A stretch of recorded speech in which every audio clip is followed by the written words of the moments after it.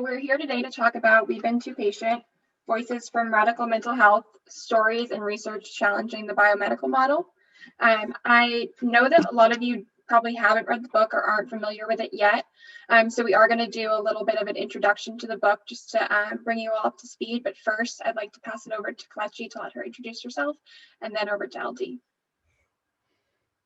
Hi, everyone. So happy to be here. My name is Kelechi Ubozoh. I am the co-editor of We've Been Too Patient, Voices from Radical Mental Health. And I am a mental health activist, advocate, and a survivor of the psychiatric system. And I'm someone who really believes in the power of healing and resiliency and really just centering the communities that have been harmed the most by systems in the repair. So that's a little intro to me, and I'll let LD introduce themselves. Hi. Yeah, so I'm LD Green. My pronouns are they and them. I am also a mental health advocate and survivor of the psychiatric system. And so, I'm also a writer, and I just was so honored and excited to put those loves together of like the work that I've done in grassroots activism around mental health, particularly with the Icarus Project years ago, and then bringing that passion into, like a collaboration with Kelechi that yielded this book. So that was a really momentous thing for me. I just really believe in the power of story to change the world. And so just allowing this platform for so many people to have powerful testimony is just like why I'm excited about it. Thank you. So before I give us an introduction to the book, I wanted to start off with a quote from one chapter that's actually by LD, and the name of the chapter is How Mutual Aid Can Improve Therapy and Transform Society. And the quote is, "Part of being radical involves being the best human you can be in a world not designed for love, in a world that trains us to be competitive, individualistic, selfish, hierarchical, and discriminatory. Every act against that norm is a radical act." So I was first introduced to the book by Alison, who's on the call today, and she was introduced to it through our curriculum at BU. And I first read it last summer, and I was just kind of like taken away by the stories in it. And for those that don't know, it's a collection of 25 different personal narratives, essays, and poems about people's interactions with the mental health care system in the United States and even more broadly. I was just struck at the different ways that people were involved in it and the perseverance people had in trying to be able to come up with solutions to their challenges. Do either of you have any other additions to my little description of the book before we get started? I mean, it's hard to describe this. It was there's so much of it. There's a lot in it. There's powerful narratives, and there's also research of what traditional healing could look like, or what healing could look like, as well as some of the trauma that we've experienced. So there's heaviness, and then there's also like what does healing look like? What are some different ways you could think about it that are maybe not so traditional that have been helpful in healing? So I think it's both and we do talk about some pretty real topics. Like we were talking about police brutality before it became popular in 2020. Hate to say it like that, but it felt like 2020 was both a painful awakening for some of us, and for some of us who've always been in our skin, it was life as usual, but everyone else awakening around us. So the book, which was released in 2019, had a lot of conversations about these interactions that have not been so helpful and what we wish would have happened instead. So I do want to point and uplift that in Black History Month as well, because don't want to forget this beautiful Black History Month and Black Futures Month for some of us who are renaming it as well. Yes. That brings me to another point that I wanted to make, is that I really liked how you guys divided the book. So for those who haven't read it, Part 1 is Narrative as a Radical Healing Strategy, Personal Stories of Lived Experience with Mental Health. And Part 2 is Radical Interventions, Challenging the Biomedical Model and Stigma Within the Recovery Model, or Stigma with the Recovery Model.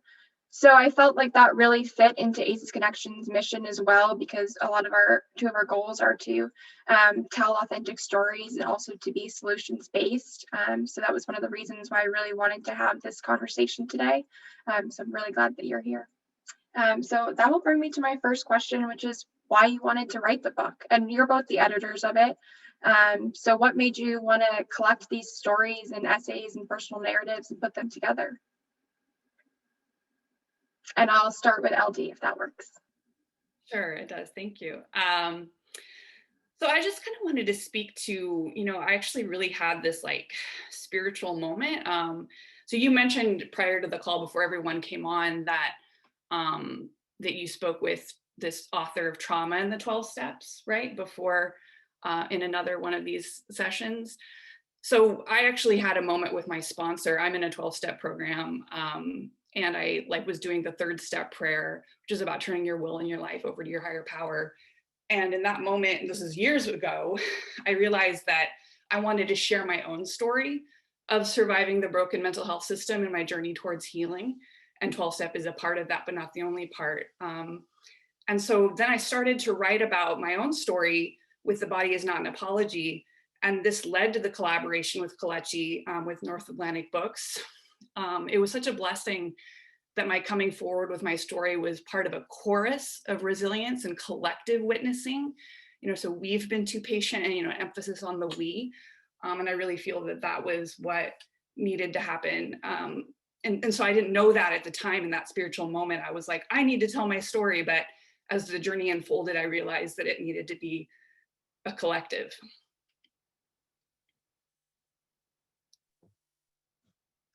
I think that really LD came to me with this idea of like, what if we brought all these voices together? And I thought, wow, there's so many things written about us without us. And what if we were to write our own experiences and it wasn't medicalized, or, it was like how we see the world.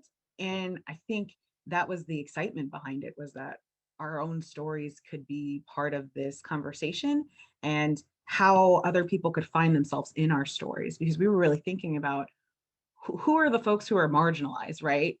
Who are the folks who are never at the table, who are the last people you think about? And LD and I are those folks. So we're the ones bringing the voices who usually don't hear from these folks. You don't hear from trans people of color about mental health. We're not always invited into spaces. And if we are, it can be an afterthought. So we thought about, what if you were to center those voices as, the conversation moves forward. So I think that was another part of it, is like, how do we represent ourselves?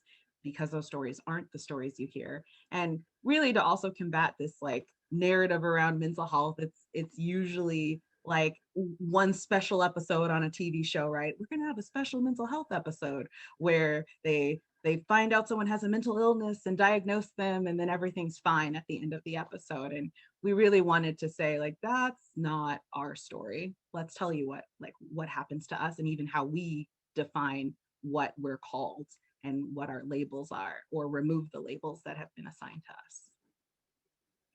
Yeah, thank you. Yeah, it's when you read the book, you can't notice that you don't put such a huge emphasis on including diverse voices, and really listening to the lived experiences of people of all different types of backgrounds that we might not normally hear from in the mainstream. And so how has the reception of the book been? Do you know if has led to any like changes anywhere? We were talking before this call about how it's on some syllabuses at different universities at BU and NYU. Yeah, can you talk about what you've heard from feedback from people?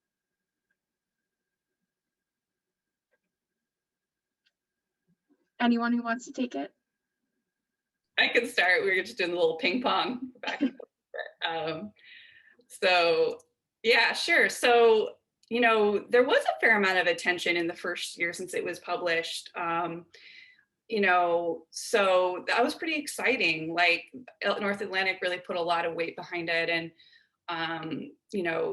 they put a freelance publicist behind it. they really believed in it. We got on KPFA several times. We were on C-SPAN with the book launch in New York, an article in Salon. There are many events with various organizations. We're here right now. So it continues to be an honor to really get to step into the spotlight for the sake of championing something so vulnerable that matters so much. So I feel like, I don't know about necessarily any like changes that have happened. I feel like that's hard to measure, especially with the spirit of what this book is about. I think the impact has been intimate, within people, within friend groups, within families, and that's all part of the spirit of mutual aid. And those smaller impacts really are big impacts as they build. And as I said before, the testimony we have in the book is powerful and necessary, and the analysis is complex and thoughtful. And so I think we have talked about this as like, starting a conversation, right? Like Kelechi and I was talking about, like the book itself doesn't have like one message, it's a conversation starter. And I feel like it's just starting to hit the mainstream. I will tell you something really fun, which I should have told you, LD, before this call, is that Fresno County Department of Behavioral Health, so that's out in California, and I have to shout out Ahmad Barami, who is an amazing partner around mental health. He ordered, I don't even know, like 20 books, and he got his staff to read it. And from that, we're talking clinicians, and from that, he actually invited someone who contributed to a chapter, our Decruit chapter, Stephen Wolfman and Alicia Ali, which is really cool. Their intervention is really about like, how do you use Shakespeare monologues with veterans to kind of create your own narrative. And it's like really like narrative therapy, but through Shakespeare, and people create their own narrative and they also witness each other's narrative. So they invited him to do a presentation, and they're thinking about using that in some of their programming as something that could be innovative. So it is actually, I know I didn't tell you all these. So hello, you're finding out right now. But it's actually really cool that, some of the things that are interventions, people can please take them, use them. That's what they're for.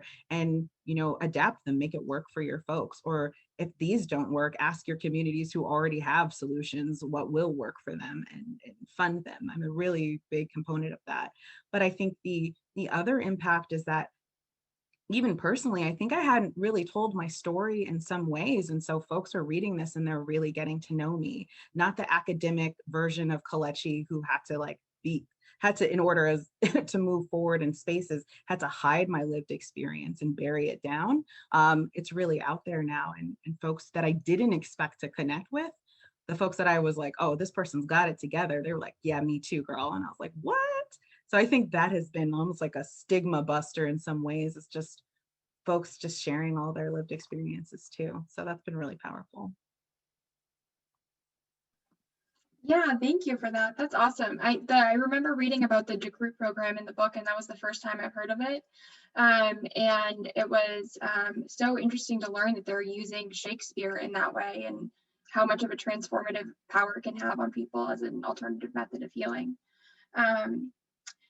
Dr. Carol Dolan, if you don't mind, I'd love to ask you a question on why you decided to make this part of your required reading at your course at BU. Okay, thanks, Jenna. Yay, BU. I heard about this book because of Stephen Wolford, and he said that he had a chapter, so I ordered the book just to see his chapter, and then I realized that this is a really cool book. So I recommended it to a class I teach on trauma at the School of Public Health last fall, and then this spring I have a different course. It's called Mental Health and Public Health, the Social Behavioral Sciences Perspective, where we're framing mental health in the world of public health and the typical strategies of public health. But I wanted to put this in because one of the strategies that we talk about is the use of the spoken word, of lived experience, narrative, and then also because there are some really interesting interventions in this book. So we're going to culminate the class the last couple of weeks focusing specifically on how the stories in this book how they are compelling and informative, and how that can play into public health students' perceptions of mental health, public health, reducing stigma, addressing inequities, and all those kinds of wonderful things we talk about in public health. But so far, students have really said nothing but positive things about the book, and they find a story that really resonates with them. So I'm really excited to have it. And so thank you, Kelechi and LD for putting it together. Thank you for having it in your classroom. I was telling LD and Jenna before, I was like, the book is at NYU and Boston University. It's smarter than me. I couldn't have gone to those schools. So way to go. Way to go, book. It lives a life beyond us. It's exciting. Thank you so much. Yeah, that's awesome to hear. I wish it was required reading while I was at BU. Has anything surprised either of you about the reception of the book? It seems like it's been pretty well, but is there anything that surprised you about it after you released it? It can be okay if the answer's no. Yeah, I mean, I feel like, well, on that point of just of it ending up on syllabi, I think that was cool. Like, yeah, like what we were just talking about, like just that it's at Boston University, that it's at NYU. My partner and I, who's actually in the book as well, her name's she uses a pen name in the book, Elisa Magon, but we spoke at CIAS, California Institute of Integral Studies. And so, yeah, it just seems like it's really taking off in like therapy graduate programs, or like the public health program that was just spoken of. So that's exciting that it's making a stir in that area. Yeah, I think what's been surprising is that we don't all agree with each other, and that's okay. And you'll see folks describe their experiences as neurodiverse, or they're, reclaiming madness, or someone will say like, I identify with like a mental illness, but we don't all use the same language, and we are not all the same, but we do agree that we should be driving our mental health and our services and like what we need. So there's a collection of like how we should be treated fairly, ethically, correctly, as partners, not as broken, but the way that we describe our lives is very, very different. And I think just reading it, when you see the whole piece, I was like, wow, we don't always agree on things, and that's okay, and that's beautiful. And I think the biggest surprise has been like where it's gone and the life that it leads without us, and that it's impacted so many conversations, and it's bigger. We were just like, I hope one person buys it. Like literally, that was our bar was kind of low of like, I hope someone likes it. So it's been pretty amazing. Yeah, that's really good to hear. I think that was one of the biggest things that I took away from the book is, obviously the whole book is about this idea of radical mental health, but I think is what it is that it's just being accepting of whatever it takes for somebody to achieve whatever their definition of wellness is. And I really liked it. I really liked people's perseverance. And it's unfortunate that people had to take so many steps and overcome so many difficulties that they shouldn't have even had to, because of the obstacles placed in their way by our systems. But it's really inspired me to kind of seek alternative methods of healing in my own mental health journey, and trying to figure out what works best for me. Alison, did you have a question to ask? Yeah, thanks, Jenna. I wanted to say that I really want to encourage every person on this call to go out and read this book immediately. So, but I wanted to add that for me, why this book was especially profound was reading stories of other survivors that helped normalize my experience in psychiatric care. So I was a hard drug user in my teenage years, and I think that a lot of people find that to be unusual. I went to UC Berkeley. I present as sort of neurotypical and maybe some whatever our version of successful or perhaps neurotypical is. But my inner experience never matched that perception. And like you said, Kelechi, like it felt like I had to hide that other self. And I was hospitalized in psychiatric care 5 years ago, and it was a very, very, very traumatizing experience. And the chapter, let's see, by Alyssa Megan, about needing an advocate just to like get out of the psychiatric hospital really resonated for me. And having that normalized in this book, wow, someone else went through that. Someone else is having the experience that I'm having, and someone else is seeing this system for how sick it is. Really, I can't express enough how it helped my own mental health and why this book is so powerful and why all of you need to go get it immediately. It's so healing.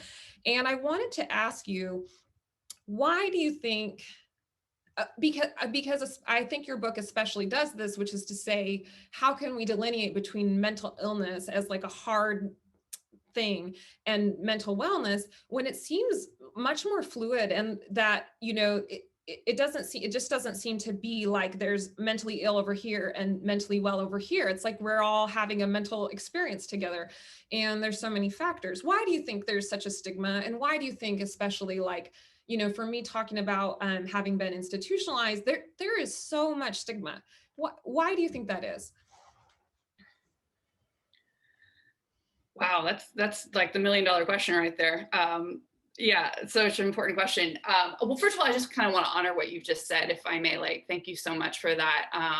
That means a lot to me, just your experience of having to kind of present in a certain way, and kind of also like have this secret that like nobody knows, and I think that stigma, like I think what I can relate to what you're saying is like, you know, being seen as like very high functioning, right? And then like having this story of like being in a place that is highly stigmatized. Like if they only knew I was in a psych hospital, like how would they treat me? Like that experience and that feeling.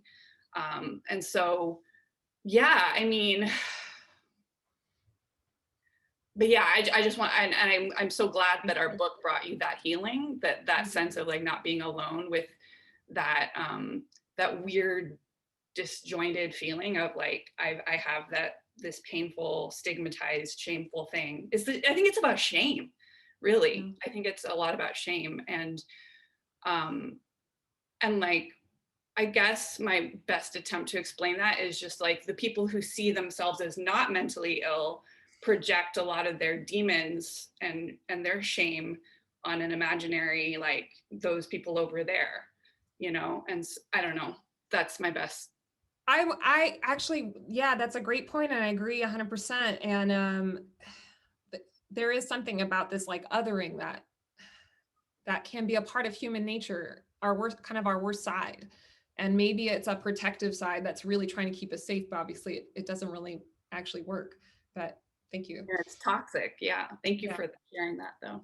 Yeah, thank you. Yeah, I appreciate you sharing your story and for what you survived. And I'm sorry that was your experience. I had a traumatic experience in a psych hospital, and it was not, you know, I was like, why is the treatment traumatic? Like, why would anyone come here if this is what you get? Like, no, I'm going to run away from this. Mm-hmm. And I mean, I think when it comes to stigma, it's pretty complicated. And there's, I mean, in different cultures and different communities, you know, like I think for myself, or my experiences in the Black community was like, hey, you know what? There's nothing wrong with you. Pray it away. You're all good. And there's a part of me that gets angry at that. And there's a part of me that's like, well, that's a protective mechanism because they don't want you to be taken away because, you know, and separated, right? There's a fear there of like, well, what happens if they know you're not okay? Yeah. What system will you go into? Yeah. So I sometimes think of like, how does culture help us and think it's protecting us, and how does it not in some ways? And then the way these systems were set up, it's not a good system. It's like, it's actually not helping folks. And there's so many people who go into this trying to do really good work and then have to combat like this idea that we need to over medicate or over diagnose folks, or, you know, let's give everyone who looks this way this kind of treatment. And that's, I mean, what we need is healing. And when you make us other, like, I think everyone has mental health. I don't think there's someone out there who's like, I'm good. I'm like, everyone has mental health, and the way we experience it is different. So if I meet you and like you're having the worst day of your life and I'm having the worst day of, you're having a challenge with your mental health in that moment. Maybe you're never going to get a diagnosis. Maybe that's never going to be your route, but we need to take care of our mental health as opposed to seeing us and them, you know, this part. I'm just thinking, like, what is that fluidity? And then if I experience it, or my version is alternating, and sometimes it's beautiful and spiritual, and you want to interrupt that because you're scared of it, you know, where else can I go to express that safely? Part of it is like, I almost need to protect, I have to almost manage my mental health the way it looks so that you don't treat me badly so I can get the help I need. It's so much work just to get help that is helpful, right? I almost have to curate it. I'm like, okay, so I present well, but when I say I'm hurting, it means I'm screaming. So please listen to me. Here's my backdrop of information. This is what it looks like when I go into a psychiatric, like when I am really depressed and I'm like not well, I sound exactly the way I do right now. And people don't believe that I need help. So half the time I'm battling to get into a place I don't really want to go, but which will treat me safer, you know? I don't know if that makes sense or resonates, but it's just this. It totally resonates with me so much. And I see a lot of head nodding here too. Resonates. It resonates. I wanted to call on Sissy, who's a colleague of Alison and I's at ACES Connection, if you wanted to ask a question or add a comment. Hi, I'm so thrilled this is happening today. I love the book.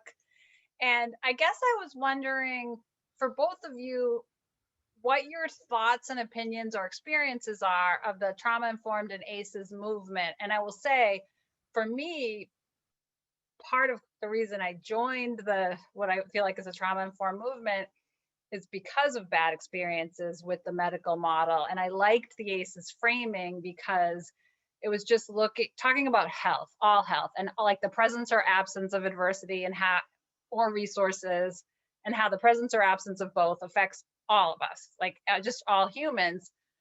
But as we do more screening, I worry that that the ACEs study becomes a tool that push people into a medical model that so many survivors who've been in it are pretty vocal about saying is really bad and not trauma informed. So I guess I just wonder how to balance or measure, or like what your thoughts are, because that's something I really struggle with.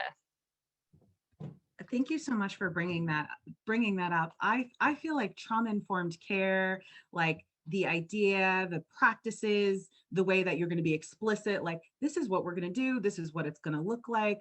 Peer support and mutual aid is in trauma-informed care, like all of those components, that's what we want. And the minute it goes into, great, this is how we can assess and get you into the system, I'm like, ooh, I don't know about that part, right? I feel my body has a reaction to that. And so I think, like, let's not let this beautiful moment get co-opted by a biomedical model, because that's the way things have always been done. And also, what would it be like to also insert or think about Dr. Sean Ginwright's approach to healing-centered approaches, right? Because we really want to talk about, okay, it's not just we're moving away from like what's wrong with you to what happened to you, but what about what's right with you? Where is the healing and celebration and resiliency? And I think that's what trauma-informed care is going to morph into, is healing-centered and healing-centered approaches. But folks need to get versed into like, what are we talking about with trauma first? But I want us to move to healing-centered approaches and celebrating our culture and our history and our spirituality, whatever that looks like for folks. And so yes, that feeling, anytime you have that feeling in your body that like, I think my movement's getting co-opted, it is. So listen to it, because that's intuition. That's my thought.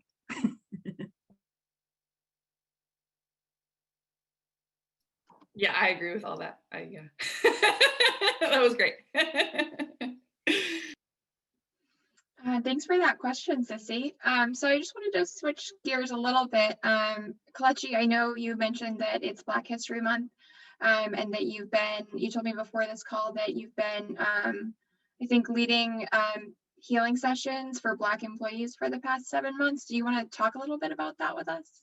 Yeah, so I had this amazing opportunity and I'm still doing it.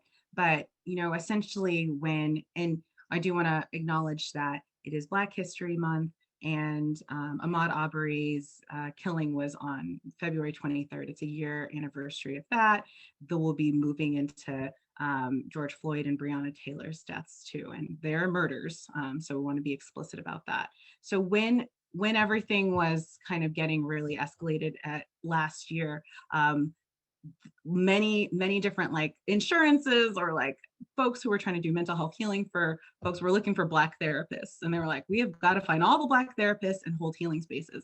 I am not a therapist, and all the Black therapists are very busy and will forever be busy, but I was reached out to hold as a facilitator, hold peer mutual aid spaces for Black employees. And it has been the most amazing work I have ever done in my entire life. Really, I sit with folks and we create spaces so they can listen. And I mean, the stories, the ways that folks really, and these are folks who are maybe sometimes in predominantly white settings, so they're maybe they're the only in their office or the only in their organization, and they've just felt so isolated or disconnected from other Black folks. But then when all of this happened and they wanted to talk to folks who they thought were allies, that's where they started realizing, oh my goodness, you disagree with me. Oh, we've never had a conversation about race or racism or police brutality. And so curating a space where folks can show up as themselves and really talk about what's been happening with them and just kind of release.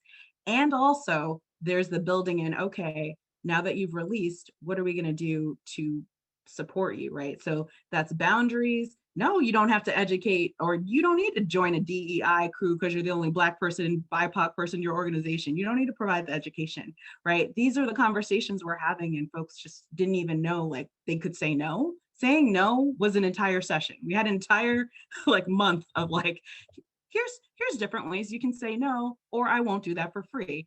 But that impacts your mental health, right? So I think when we talk about mental health, people are thinking different things, but what are folks taking from you, and what are you giving back to yourself? And we celebrated. I think in our last session, we did the wobble at one point on Zoom, which I didn't even know you could do, but it was really turned. It was amazing. I was like, wow, we're really dancing right now. But just having that time to also celebrate what makes us joyful too. We can talk about pain, but I don't want to leave us in pain. Because that's sometimes I dread Black History Month. I actually saw a list that said 10 movies that are not about trauma that feature Black people.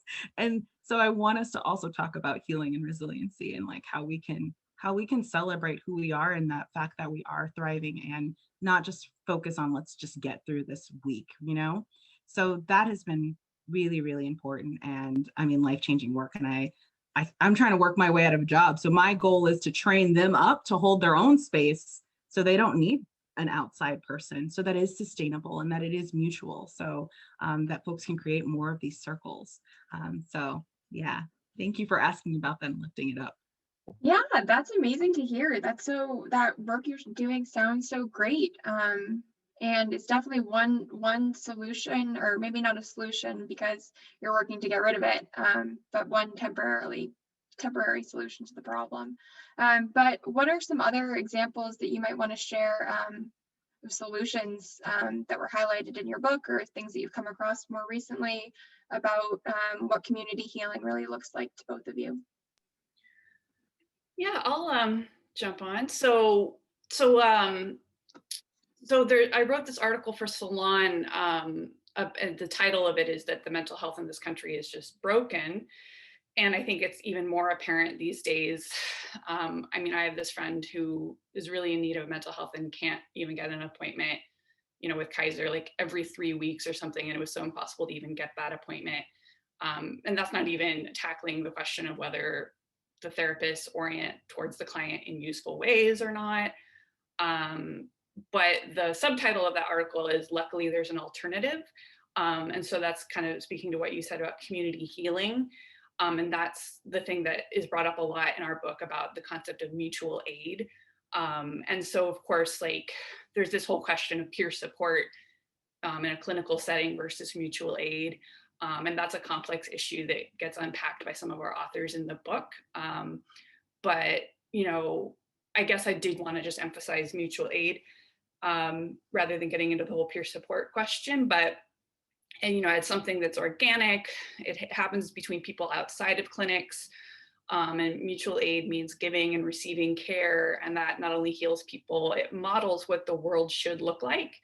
And so that ultimately mutual aid is really, you know, at its heart, it's just another fancy word for love, basically. And so that that love is what transforms society. So yeah.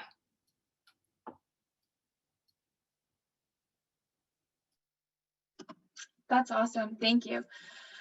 Yeah, I think some people really overcomplicate some things when they talk about mutual aid and radical mental health, when in reality it's just, if you think about it and come back to what it really is at its simplest form, it's about love, and we call it radical mental health, and it's really not that radical at all. And it's more so just about being a good human being and helping each other out. So thank you for that. Can I just add to that thought? Yeah, go for it. I took Dr. Carol Dolan's class. That's where I heard about your book. And that class really helped me understand the importance of peer-based healing. And it's so, I mean, so to me, the program at BU School of Public Health was great because of that. There was often this sense that you have to break down those barriers of the clinician, or you know, you have your chapter about the patient professional paradox, that kind of thing. And like, there's a clinician and there's a patient. And, you know, it just really wasn't until a year ago that I learned, oh, hey, guess what? Peer support is really healing. And obviously 12 step happens, but the barriers are so high to getting clinical help for most people in our country. So what, you know, it's sort of like, okay, how can we, I mean, almost like, how can we create, and I feel like your book did such a great job, how can we create communities that are almost like self-healing and self-supporting? Yeah, it's a great question. I think maybe just having that question and that call of knowing that's what we need, then that's the first step towards making them happen. Yeah, and we should think about how we fund things, right? Like, folks need to eat and need to live. And so I mean, I think sometimes when we think about mental health, they're like, okay, you're going to go to a clinician and they're going to, you know, support you. And hey, if you have a great clinician who listens and you're in a partnership, I'm so down for that. I'm not anti-clinician. However, if you're in a situation where, wow, I can't even think about mental health right now because I don't know where I have to deal with Maslow's hierarchy of needs. I need to make sure I've got housing. I need to make sure I have food, like all of those things. And we don't look at those things as mental health. Like, having housing is part of your mental health. And the way that programs are structured, it's like, there's a housing program here, there's mental health here, there's substance use here. These two don't talk to each other, but now we're going to put them in the same, we'll call it behavioral health, but they'll still sit next to each other and not talk to each other, right? And then we will fund all of these things here, but not actually like folks with lived experience to support one another because, well, they don't have degrees, so we won't really treat them right. So I think that's some of the things we want to think about, or as advocates, like, where is your money going and are people better off? Like, our suicide rates are higher than they ever were. Like, this year, they're so high. And that doesn't necessarily mean it's mental health, because mental health is like number 31 on the list of things. It's people losing jobs.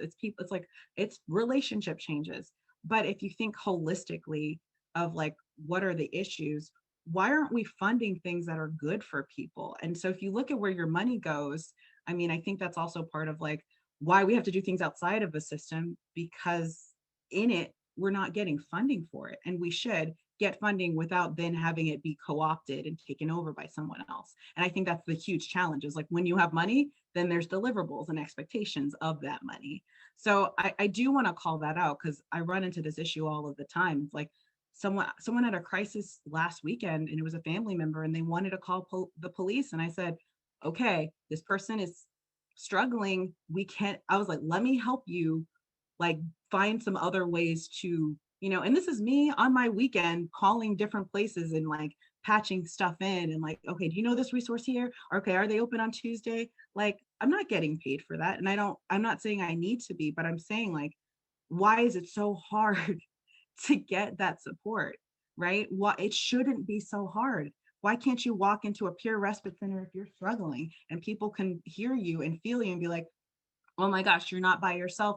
We got you. We don't need to like put you in cuffs. We don't need to like harm you. We don't need to traumatize you to get you in here and then medicate you to get you down. Like, why aren't we funding those things? And that's the question that I have, like, for the world. Like, that's where we need to go, I really believe. And clearly I'm going to get off my soapbox now. I think we like hearing you on your soapbox. Danielle, do you have a question? Oh, let me unmute you. Let's see. Okay. Oh, thank you. This is a quick comment to what you were just saying. It's so true that we need to invest in those kind of resources, and I love to see that happening at a much faster pace. I just wanted to share that in Sacramento, it's been something that we've been grappling with for a long time. And we have this organization called Mental Health First that was grassroots. A psychiatric nurse said, I'm just going to gather some people together, train them, and we're going to offer a phone number and we're going to help people so they don't have to call the police. And then over time, they're working their way into getting funded. So they have some funding. And just this week, they went to the, as part of a broader organizing effort, they went to the Sacramento County Board of Supervisors to talk about how do we fund alternatives to 911, particularly regarding mental health and also some other issues. So it's a long slog, but what I love is the person who did it just started offering it, and then, you know, not somehow, because I just don't want to go into a long thing, but somehow it's that money is coming. So that's hopeful at any rate. That's amazing. And I'm like, let's lift them up. Let's grant right with them. Like, I would donate time to help them. So if you want to email me later, like I would love to support that effort. Thanks, Danielle, for sharing that. I'm going to call on Leslie next, and then River, I'll call on you afterwards. Hi, thank you so much for letting me speak, and then also just for this seminar, this webinar. It's really great. I was very excited just when I saw the title. I'm a clinical social worker in Western Massachusetts, and I work primarily with children who've experienced trauma and their families, and was a founding member of ACEs Connection. So very excited for that as well. One of the reasons I was attracted to this topic is I work, as I say, with children who've experienced trauma, many of whom are foster kids or are adopted. And I have discovered that an unusual, like a big plurality of them have fetal alcohol spectrum disorder. They're exposed to fetal alcohol in utero, and as a result have a lot of behavioral and emotional and executive functioning challenges. And I don't know, there's something that Kelechi that you said about just the funding in the state of Massachusetts, and in most, as far as I know, in most states in the United States, like FASD is not a recognized condition. So there are literally no services in our state. And I made the mistake of applying for the Department of Mental Health Services for a client when he was a 13-year-old boy. And I was told by the Department of Mental Health that he does not qualify because because I should know that FASD is a physical disability and they only do mental health issues. And then he cannot get services from the Department of Developmental Services because his IQ isn't low enough. And so I now subsequently, when I need kids to get behavioral services at a higher level of care than what I can do as an outpatient provider, I don't tell them. I hope no one's on this call. I don't tell them. And I you know, it feels like civil disobedience to me because, you know, it's technically not allowed, but it just, anyhow, just that holistic approach. I do try to, I don't want to be too long-winded, because I do try to believe, look at a strength-based approach on all those things. So I don't mean to just be focusing on the disability aspect, but the fact that there is not funding, and because people have to be fit in these little criterions that humans created, that's so random and different in different places, it just makes me so angry. And I'm grateful to speak to like-minded, kindred spirits, and to know that I'm not alone in this struggle. So thank you. You're welcome. And it sounds like you're an advocate to me, because you're like, buy boxes, let's connect the person to what they need, because humans made those boxes. Humans can change those boxes. I don't know why it's like, well, this is the criteria. That's the end of the conversation. That's like part of white supremacy, which is another training at some point. But again, thanks for advocating. All very true. Thanks for sharing that, Leslie. And I can see some people are resonating with what you've had to say in the chat. So River, I'm just gonna unmute you.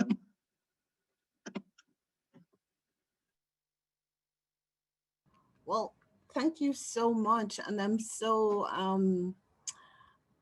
honored and happy to be here and to hear. I have to get the book. I haven't got the book. I'm going to get the book, Culture and Greed. And yes, this is Black History Month. And my focus is on holistic health and emotional health and well-being. I am trained both in clinical social work and as in theology and religion and spirituality and so forth.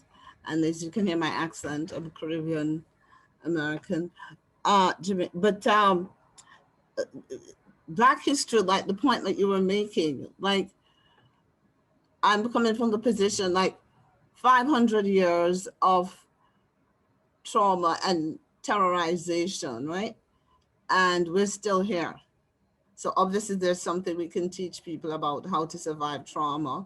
And we already have mechanisms that have been at place in the world.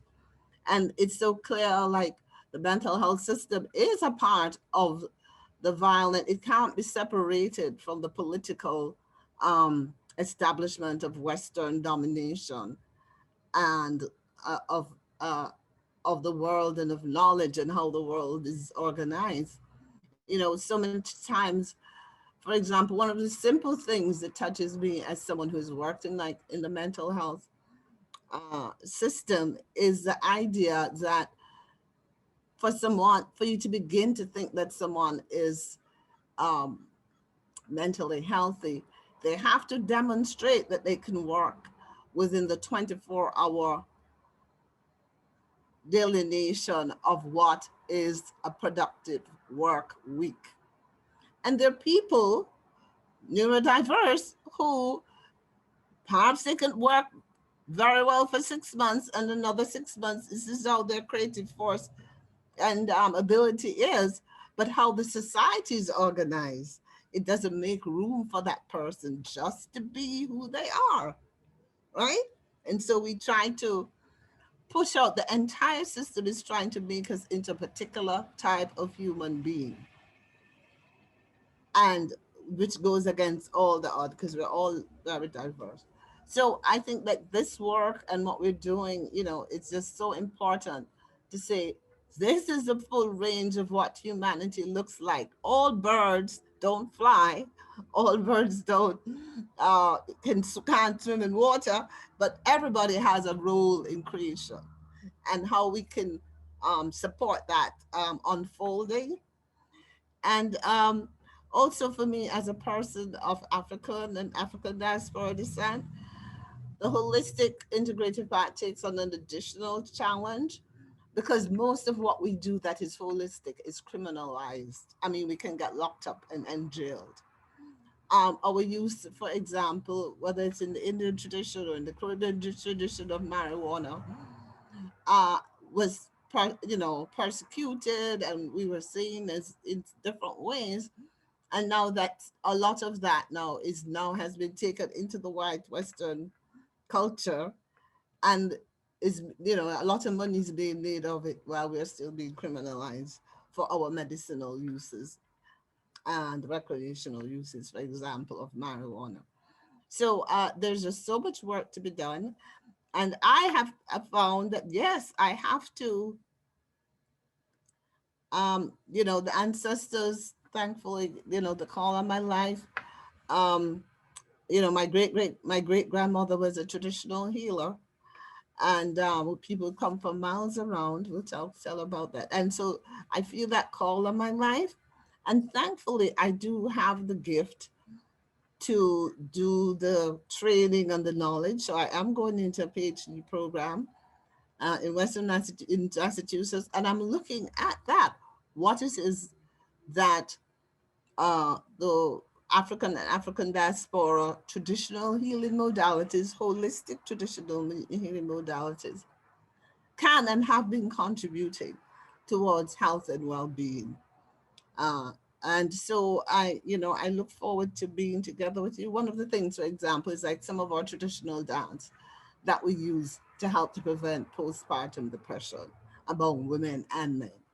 So I'm happy for the work that you're doing, Kelechi. I'm happy for the work that you've done doing. I'm happy for this group. And so I'm happy to be a part of the clan. Thank you. Thank you. More to dancing and healing for sure. Yes, thank you so much. I really liked what you said about how we're all different types of birds and like of humanity. And I love that. Thank you. Thank you so much for that, River, and thank you for sharing everything. And thank you to everybody who put a question or a comment in the chat. We had so many great ones. We're reaching the end of our time, so I wanted to wrap things up with a quote from the book, of course. But do Kelechi or LD, do you have anything else to add? Just thank you so much for having us. Yeah. And, you know, the book is a first step, but if you are advocates, go out and ask about funding, go out and destroy boxes so criteria isn't a challenge for folks. And, you know, you all have a role. Talk to Donnell Prince about MHA and that beautiful effort there. And so, I mean, you all are a collective force. Folks can do stuff outside, and then we can have just a huger momentum collectively. So just want to uplift that, and thank you. Thank you all. And so the quote I wanted to end with is from the chapter on what is radical mental health. And this is the quote. The growth and strength of individuals and communities comes from our interconnectedness. We struggle and celebrate together always.